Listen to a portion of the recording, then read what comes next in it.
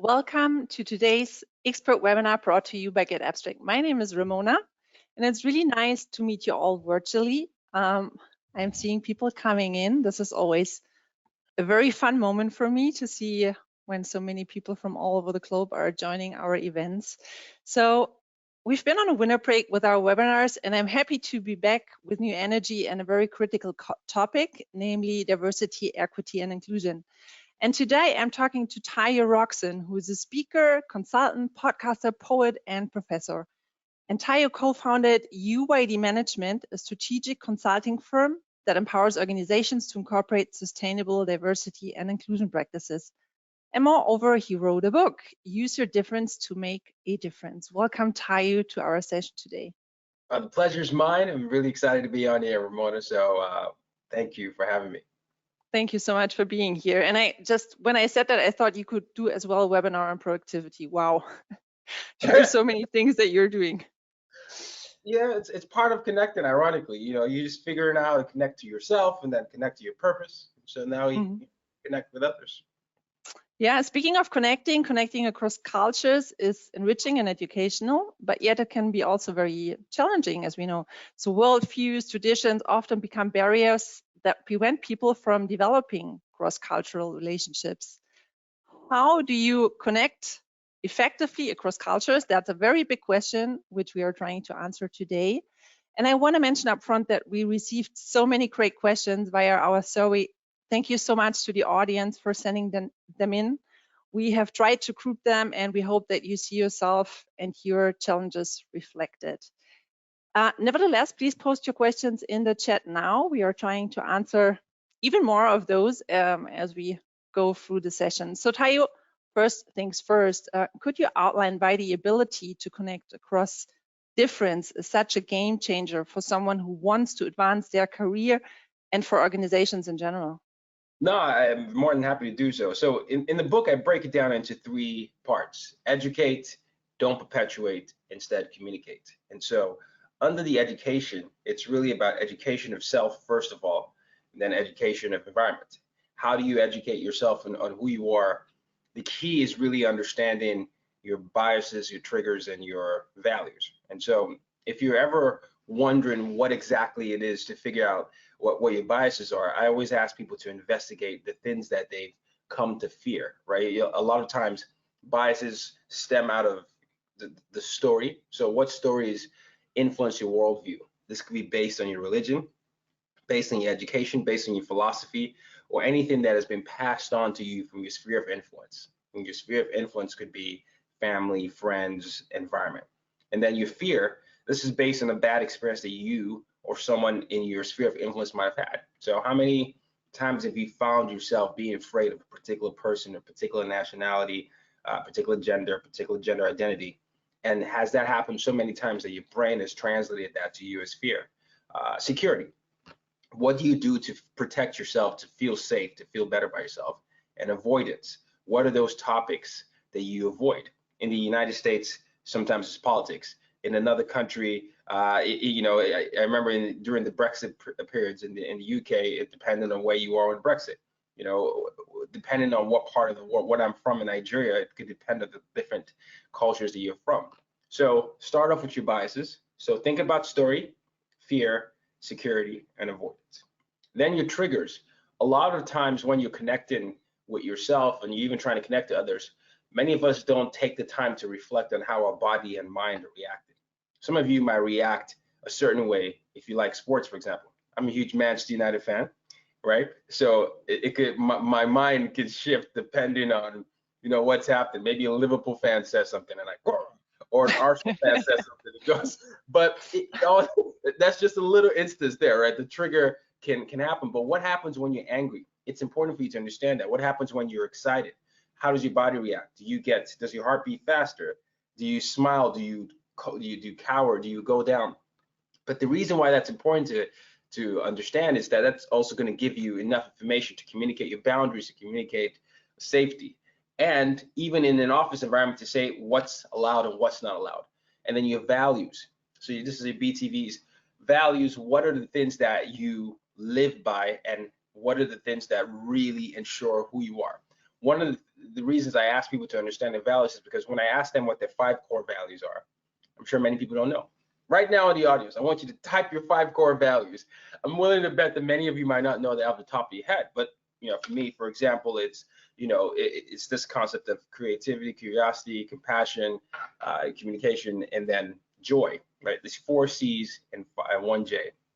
But even if you don't know what your 5 C's are off the top of your head, I would encourage you to find those things out and then intentionally live those values out, because the closer you are to living your values, the better you are at understanding how you can connect with people based on the things that you share. So that's that education of self. But you need this foundation because it's going to help your IQ, your emotional intelligence, and your cultural intelligence. Once you have this, it then goes outward. How do you educate yourself on the environment? Now, educating yourself on the environment really is about learning how to collect and gather information, right? Figuring out the things that make people feel happy, the things that make people feel sad, the things that make people feel a certain type of way. How do you collect and gather information around certain emotions? And that, based on what you've done for yourself, that takes time. But you need to be able to figure out how to ask those open-ended questions that allow you to be an active listener. If you want to be an active listener, you're listening to understand and not to confirm. You've already done the work, essentially, to understand where your biases and your worldview might come from. And so as you're gathering information from your employees, what it is that they want to have a safe environment. As you're gathering information from your spouse, hey, how can I learn to love you more? As you're gathering information from your friends, how can I be a better friend to you? You are learning certain things about their triggers, their biases, their values, right? And so they get to educate you on that. And then, you become an active listener, and then you input that data into that. And so you don't treat people the way you want to be treated. You start treating people the way they want to be treated, right? And then the last thing is really to become an active part of your community. I always encourage people to really understand what's going on a structural level on their community, right? So who's the government official, how the laws get made, why the laws get made, who's in charge of that, when is the voting happening, right? All these subtle things can give you an insight into how the same set of rules can affect different sets of people. In a company, for example, shifting a time across a time zone, and this is something I've seen happen, can impact mothers or caregivers in one area versus another area. Or time zones can favor the APAC, the Asia Pacific region over the EMEA, Europe, Middle East, and Africa region. Subtle things by being an active part of your community can show how people feel like they belong. So educate, don't perpetuate, instead communicate. I'm going to stop there on the education side, but I wanted to pause to see if there are any questions so far. No, not yet. Well, we've touched base upon a lot of interesting things so far already in the first 5 minutes. I want to ask you a question, which is, what are some of the key challenges working across different cultures from your experience? A lot of the key challenges are when people feel like they're not seen, heard, or understood.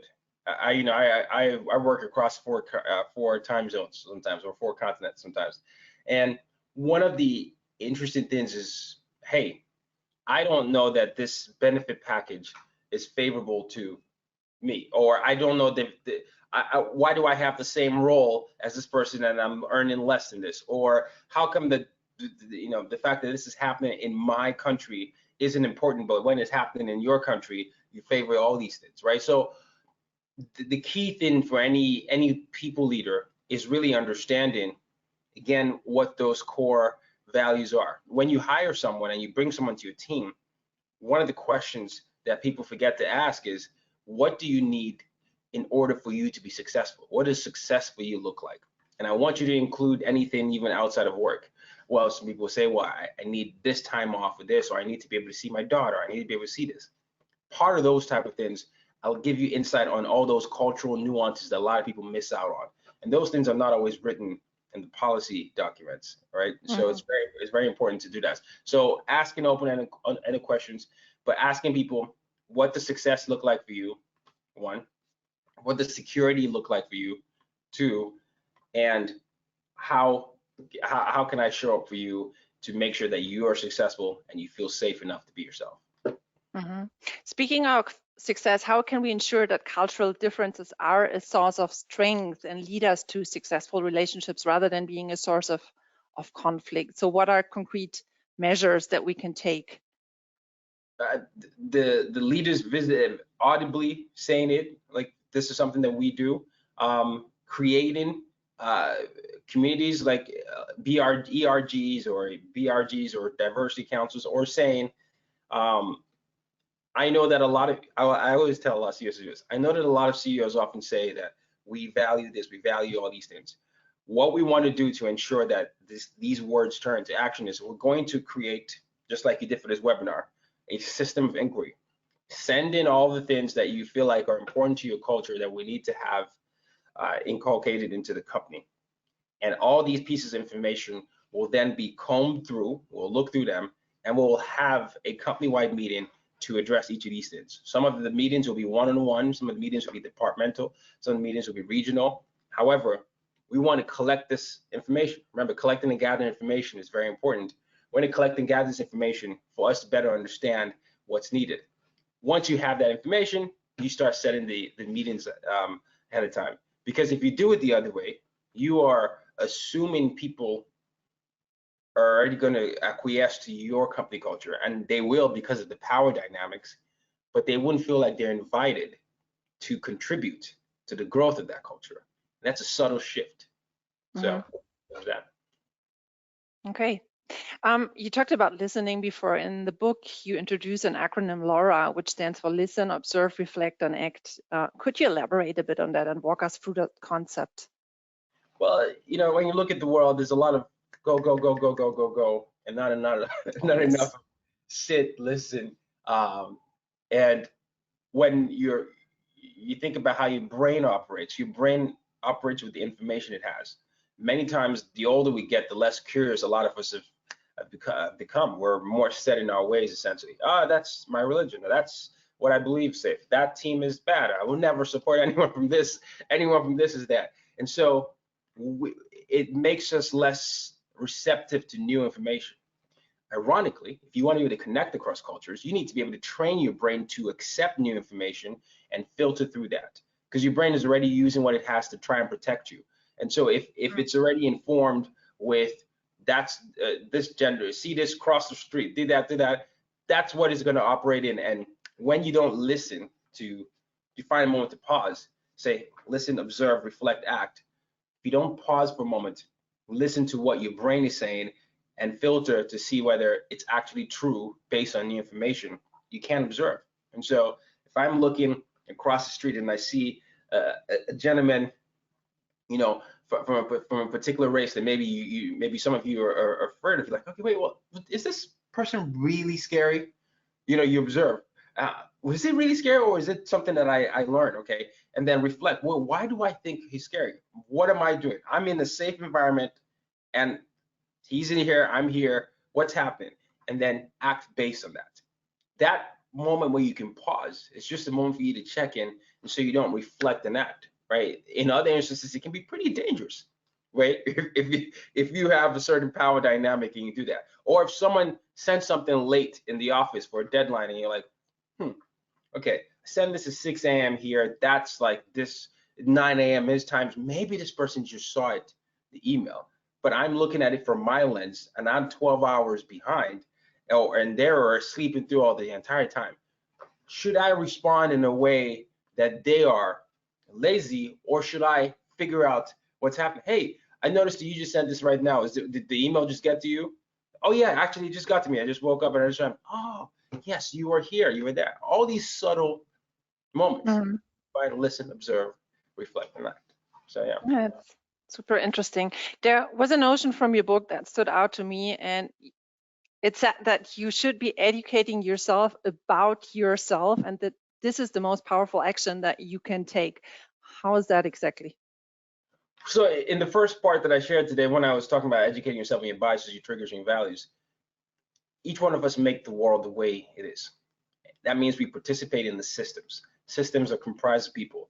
So your action and inaction is going to make what, you know, contribute to how the world reflect certain things. So if you don't educate yourself on who you are, you're not going to know how you are complicit. You are part of a problem or part of a solution. If you see something bad happening and your brain is saying, I'm not going to participate, that's their problem. Someone watches you and they understand that that's the norm, and then that becomes a norm of inaction. But if you reflect and say, this, just because a lot of people don't talk about how we don't celebrate several religions and we only celebrate Judeo-Christian religions, for example, Christmas, Easter, and all these things, and everyone has accepted that. Am I part of the problem if I don't say anything? I don't even pretend. I'm not even part of this. But why am I not saying anything? Why am I not creating a dialogue? I am a director, a manager, a CEO. If I model a different behavior and say, I've noticed that we've only celebrated this and I want to change that, are there any other people that agree with this? That's an awareness of how you are part of something. And someone says, oh, I didn't even know that was important. I didn't even know that we could actually invite that type of dialogue. And then accountability. That's the other aspect. I find that the world doesn't have a culture of accountability. We just are adjusting to what we feel is okay. And that's why you find a lot of people say, it is what it is. There's no point trying to change that. What's the difference? I spent the first decade of my life in and out of 3 military regimes. So 2 of them were very, very horrible dictatorships, right? We had sanctions in the countries and everything. And one of the frustrating parts for me as a kid is you watch your adults around you say, what's the point? It doesn't matter. This person is going to win anyway. I'm not going to vote. I'm not going to do this. I'm not going to challenge that. That type of environment where you've accepted a norm that you know is dangerous is what a lot of people do, because that comfort is not going to get you to understand how to push beyond that. And so it's just those varying degrees of that that's important. Thank you for sharing also the personal part of the story. Let me throw in a question from the chat. How do we not make a faux pas while interacting with other cultures? So here's a concerned person. Well, I hate to break it to you, faux pas are gonna happen. It's inevitable. I mean, the mistakes are there. I think the key though is what happens after the faux pas, or it's like, if someone says something, my name often gets mispronounced. For example, people say Tayo, and instead of Tayo, right? But then it's like, when you say Tayo, sorry, it's not Tayo, it's Tayo. Like, how do you say? I'm so sorry, I didn't realize that was your name. I'll start calling it Tayo, and then if I make a mistake again, I just want you to realize that I'm going to strive to continue to make sure that I make an effort to get that better. What your faux pas response should be is acknowledge the mistake, and then make a verbal commitment to saying, I'm going to make sure, I'm going to do my best to make sure that I don't do it again. And please correct me if I make this mistake again, because I want to ensure that I'm making you feel comfortable. That's the most important thing. When you communicate that way, it's different from what I've also heard with my name, where someone has come up to me and said, hey, you should add an I to your name. It'll make it easier for me to pronounce, right? That's a response I've gotten before.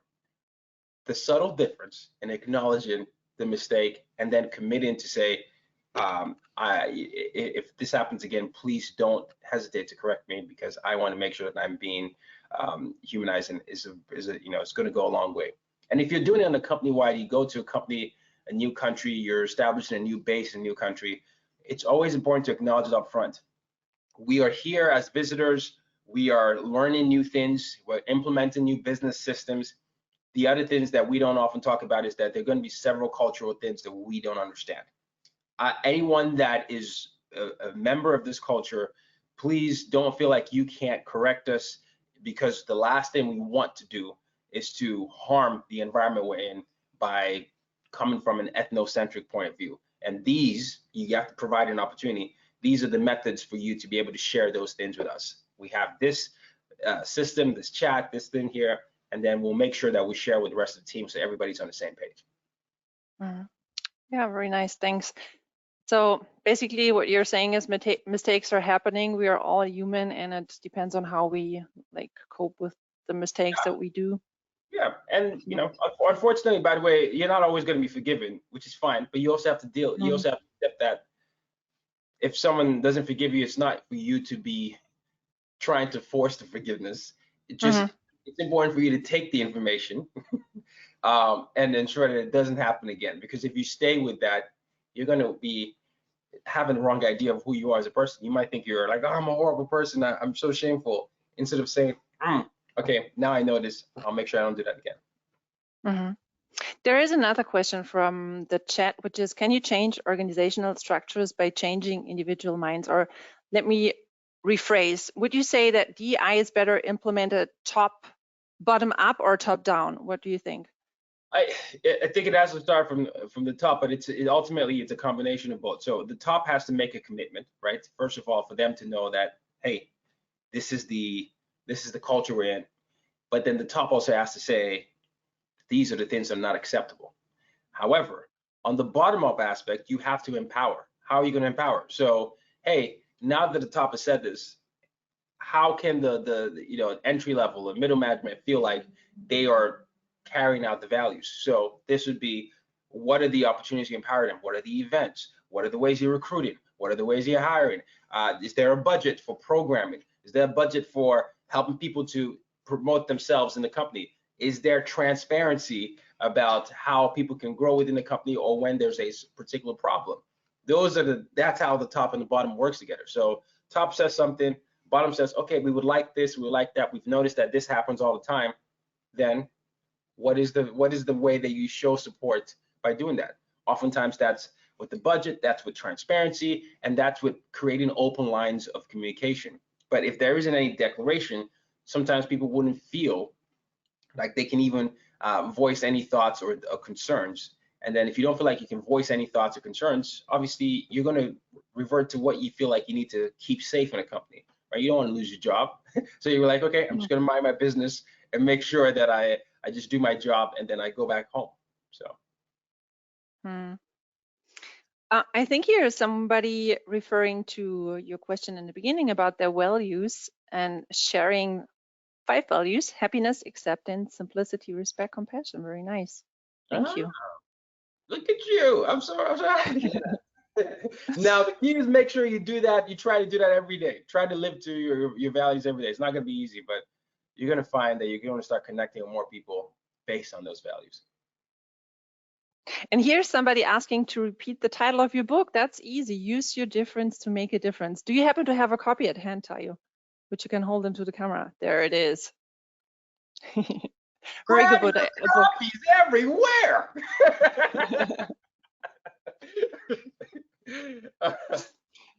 Okay. Claim that embracing diversity and inclusion in organizations starts with leadership. That's what you said before. Can you give a practical example of how a leader can shift the needle regarding DEI? So I know that a lot of the audience is from different parts of the world, so I want to give a different example. So I'll start off with this. One of my clients, when I was as a consultant, I was working with a company that had a bases in 4 continents, right? So this is a global software company, and they started growing. But during the pandemic, because of their fitness, they started to grow. So they were one of the industries that grew during the pandemic. However, this is a wellness company with a lot of the employees feeling down in the wellness side. People are worried about the COVID. They're feeling depressed. They don't know if they're going to go into the office, or their job is safe, but they're feeling guilty that other people might not have the jobs. They're worried about their grandma and people that are susceptible to all these things. And in the meantime, they're experiencing a huge boom because everybody is all of a sudden remote and everybody's working. They want to work out virtually now, and so they're having all these things. And so one of the things that we had to work on was this idea of being able to communicate. I called it empathy hours. So I said, I think it's important for you to have empathy hours every day, at least until you can be understood, you can understand what the company is. And so empathy hours are basically when you can talk about anything that is bothering you outside of work, because they affect that, right? Just something I came up with. And interestingly enough, what Brazil needed, which is where their base is, different from what the United States needed. In America here, they were going through a lot of the post-George Floyd murder. very different need from what a lot of the Brazilians needed. Now, the Brazilians had a Bolsonaro, but who was their president, but they also wanted a lot of Black Brazilians who are a big part of the population to feel like they're included in the company. Their need was, how can I be included in a company that English is the first language, and you say you want Black Brazilians to be here? And then based on that, in the empathy hours, one of the things we found out was, well, I feel like the company says all these things about inclusion and everything, but you're not listening to us. And the Black Brazilian says, if you're thinking about making English the first language, fine, great. Portuguese is what we speak here. However, a lot of the people that you want to bring into the company from different backgrounds didn't learn English, didn't have access to English as a second language. So you're already cutting that off. And so that empathy hour led us to create access by creating access to tutors while you're hiring. So you hire people for the ability, and you also give people enough time to be able to acclimate to the new language, as opposed to just keep putting them on pressure and eliminating them. So there was that. In the United States, you needed to create a safe space for people to be able to communicate about the fears and the lack of action that companies were dealing with, that especially a lot of African Americans were dealing with. On the Asia side, it was about travel, right? They were wondering about whether they should travel, and they thought that since a lot of the job was travel related and COVID has stopped that, does that mean that they were not going to be able to make the bonuses a quarter? And so what were the communications and that we needed to do that? And they said, oh no, it's all virtual now. You can do this. This is the way you can work there. We're going to set up your Zoom. We're going to set up your thing. You can work by those times. Those are just practical examples where 3 different continents needed different things that were happening around the same time. And it meant that the CEOs and the C-suite needed to be able to communicate to those needs and not use a one-size approach during that moment. And everyone felt like they needed to hear. But that came from empathy hours, where people could share something that they thought that wasn't okay to share. Very good examples, thanks. And how can a team leader tell whether the company's DEI efforts succeed at making people from diverse backgrounds feel welcome and safe? By the way, this is also a question which I see a lot here in the chat. Yeah, is that the same question you see a lot in the chat? Yeah, I mean, again, that really comes down to how open are you to receiving the feedback. You know, doing orientations, doing onboarding, doing new hire trainings, during exit interviews, during check-ins, during your one-on-ones. Do you understand what you're in? Every member of your team needs to feel like they're successful and they're safe. It's a simple question, but different things come about. When I've done this with companies, I've heard things from, I wish I didn't have to start work at this time so I could drop off my kids. Or I just heard that a manager is earning the same level as me and I'm a director. Why is that the case? Where's the conversation? We only celebrate these holidays. How come we don't celebrate my holiday? It makes me feel like I'm not seen. How come I don't have time off here, but this division has unlimited time off? Why do we always start meetings at this time, but that, you know, I'm working for 12 hours and he's working 2 hours? But you have to ask the question. You have to first create the safe environment and say, look, we want everyone to feel like they're heard, they're understood, and we want each of you in our one-on-ones to understand these 2 things: success, what makes you feel like you're a success in this company, and what makes you feel like you're safe. Each of these things will be taken into consideration as we bring it up. And so that open-ended question is going to lead to many, many different types of answers. Let me throw in some feedback. Someone says, thank you for what you just said about treating people the way you like to be treated. Oh, no, thank you. So, you know, if you listen to, some of you might be Christian, some of you might be different religions, but a lot of different religions will often say the golden rule, right? They'll be treat others as you want, you know, as you want to be treated unto you. But growing up in 5 countries and 4 continents, and I remember, you know, I used to always be the new kid, right? I've been Black in 4 continents, and sometimes, you know, I have a teacher laugh at my name, right? Tayo, short for I can Tayo, and then I'm like, oh gosh, I don't know what I could do. I'm 11. Or I'll have people try to tell me all these things, and I was like, I don't even know if these people care or want to know how I want to be treated. They're just basically giving me the rules of these things, and I started to see that with other people from different backgrounds, and I was like, I think this is a little this is a little flipped here because it almost makes it look like no one has an invitation to be able to tell you how you can treat it. And it also operates under the idea that two things can't be right, but that's not true.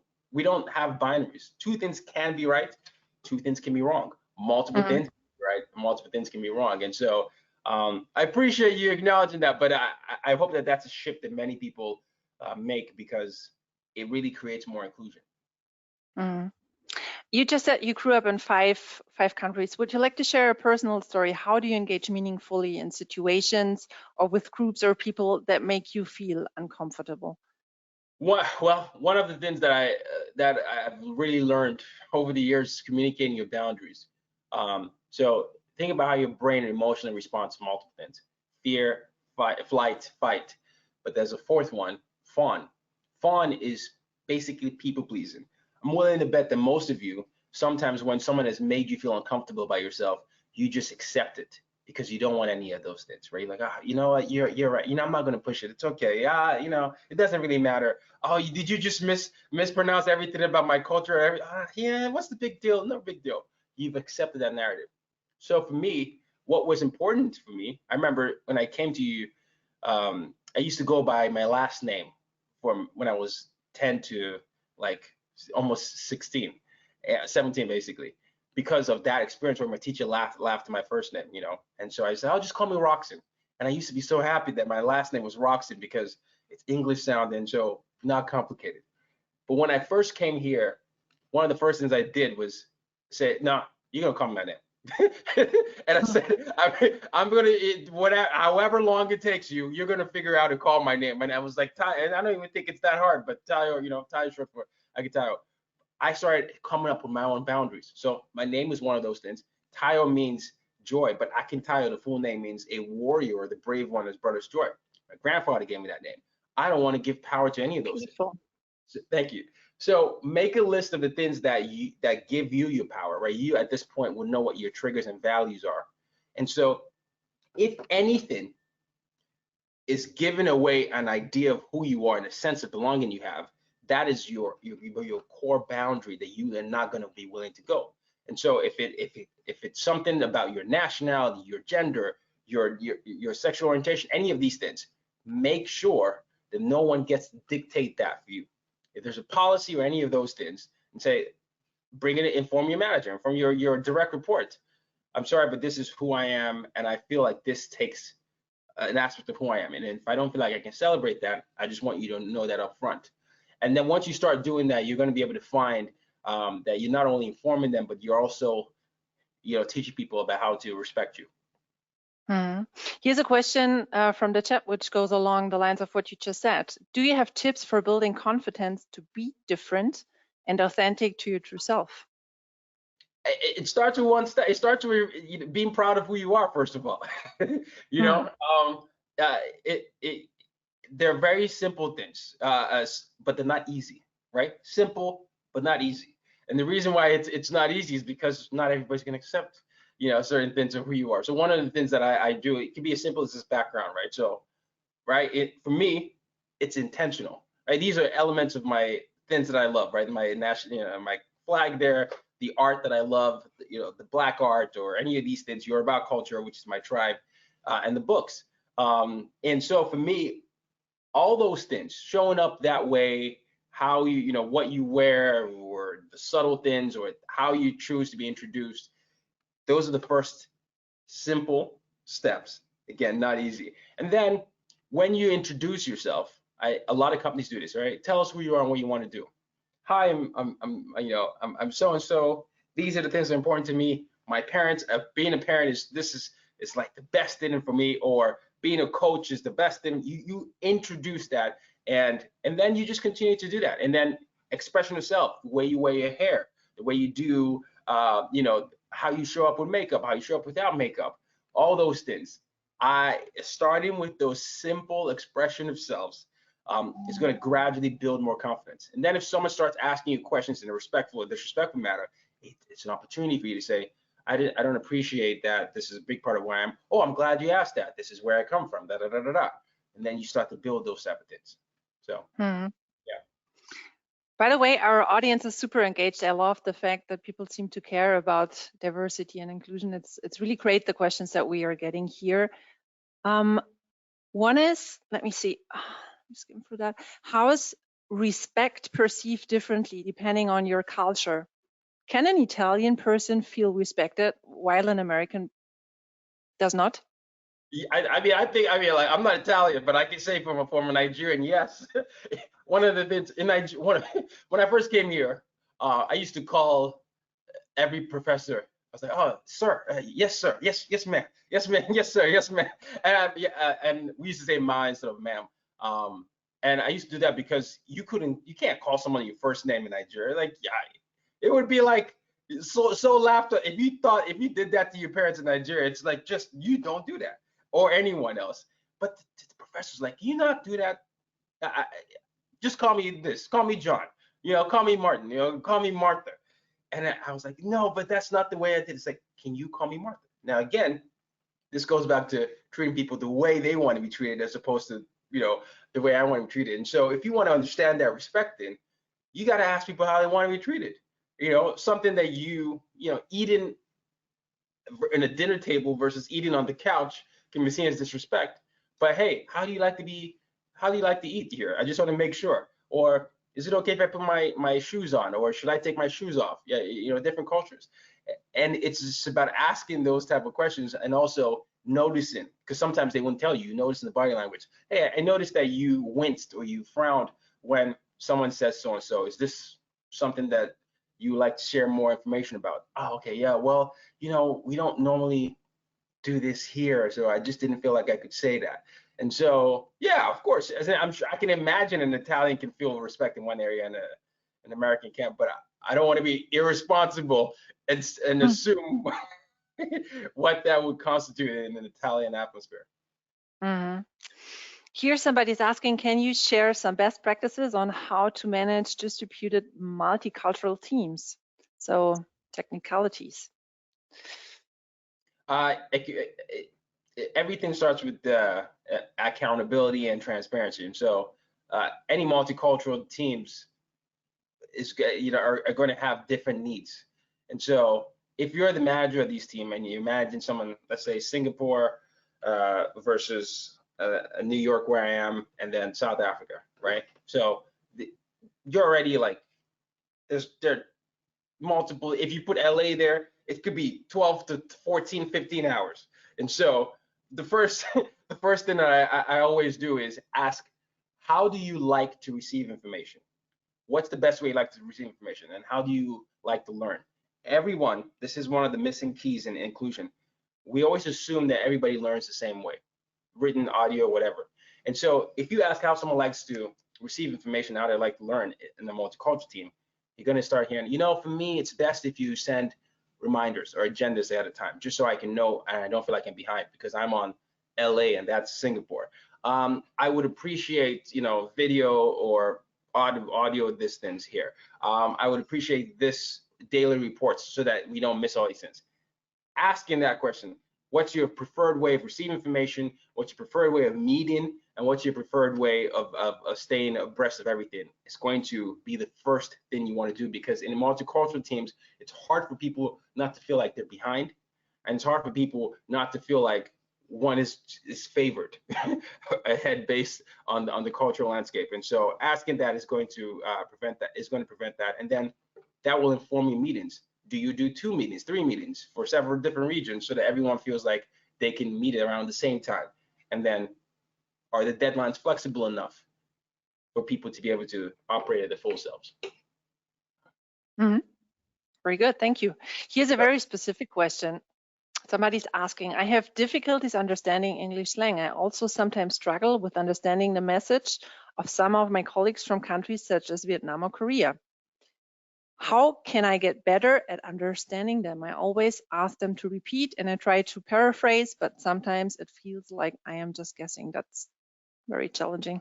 That first of all, I want to acknowledge that, Ramona, too. That is beyond challenging. And so the question I'll ask back then is, and I know this is not interactive, so if you're listening, I want you to be able to first ask yourself, does the team know? that you have challenges. And if you do, I think it's very important for you to communicate like, hey, I know that everybody comes with this and everybody seems to talk like they understand each other. However, I know that some of you might find this annoying, but I do want to feel like I'm part of this team as well, because I also needed to be a member, but also to do the tasks that I need to do. Given, that I understand English on this level, but not the slang level, do you think it would be okay, if we started explaining more of those things, or if, you actually paused and checked for my understanding a little bit?